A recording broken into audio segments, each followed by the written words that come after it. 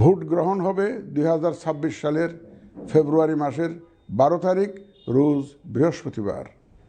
নির্বাচন প্রক্রিয়ায় সকল রাজনৈতিক দল ও প্রতিদ্বন্দ্বী প্রার্থী সহ ভোটারদের আন্তরিক অংশগ্রহণ ও সক্রিয় সহযোগিতা কামনা করছি।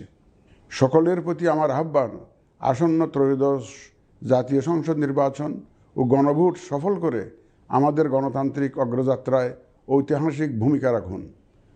মহান আল্লাহ আমাদের সহায় হন।